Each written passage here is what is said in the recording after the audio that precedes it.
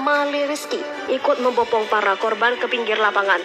Setelah supporter keluar dari stadion, beberapa pemain juga dilaporkan terlihat menggendong korban. Tim medis kemudian berusaha melakukan pertolongan dan evakuasi, kemudian dibawa ke beberapa rumah sakit terdekat. Dalam kejadian tersebut telah meninggal 127 orang, 2 diantaranya anggota Polri.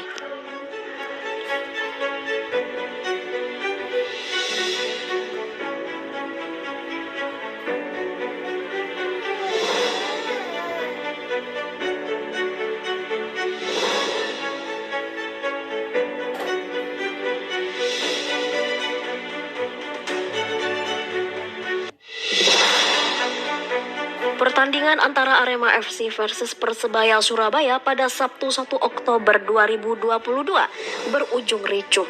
Sebanyak 127 orang dikabarkan meninggal dunia pasca kerusuhan terjadi setelah pertandingan selesai dan dimenangkan oleh Persebaya Surabaya. Kekalahan tersebut memicu kekecewaan para supporter hingga berakhir anarkis.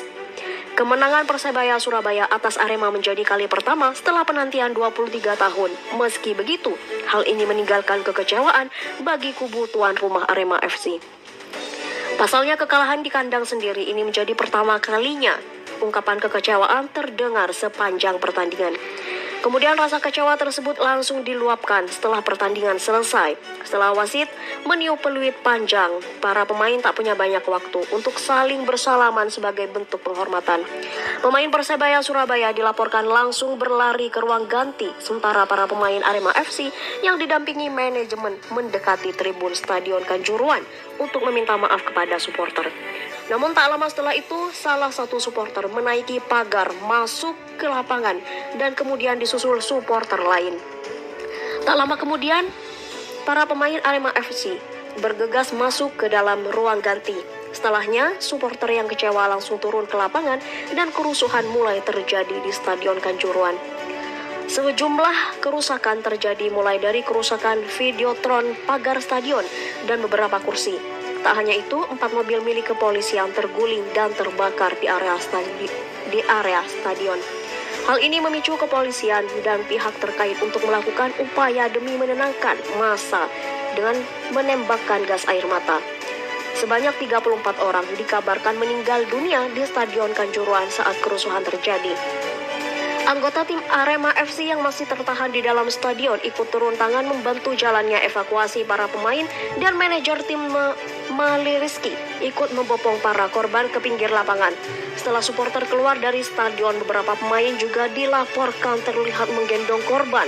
Tim medis kemudian berusaha melakukan pertolongan dan evakuasi, kemudian dibawa ke beberapa rumah sakit terdekat. Dalam kejadian tersebut telah meninggal 127 orang, 2 diantaranya anggota Polri.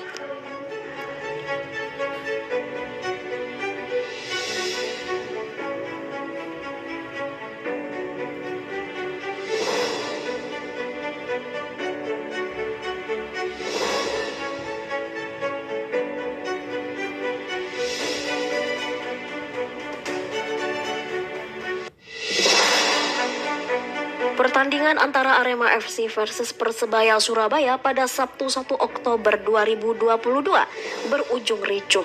Sebanyak 127 orang dikabarkan meninggal dunia pasca kerusuhan terjadi setelah pertandingan selesai dan dimenangkan oleh Persebaya Surabaya. Kekalahan tersebut memicu kekecewaan para supporter hingga berakhir anarkis. Kemenangan Persebaya Surabaya atas Arema menjadi kali pertama setelah penantian 23 tahun. Meski begitu, hal ini meninggalkan kekecewaan bagi kubu tuan rumah Arema FC. Pasalnya kekalahan di kandang sendiri ini menjadi pertama kalinya ungkapan kekecewaan terdengar sepanjang pertandingan. Kemudian rasa kecewa tersebut langsung diluapkan setelah pertandingan selesai. Setelah wasit meniup peluit panjang, para pemain tak punya banyak waktu untuk saling bersalaman sebagai bentuk penghormatan.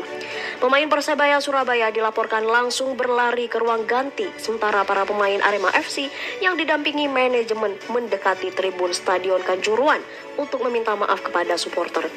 Namun tak lama setelah itu, salah satu supporter menaiki pagar masuk ke lapangan dan kemudian disusul supporter lain. Tak lama kemudian, para pemain Arema FC bergegas masuk ke dalam ruang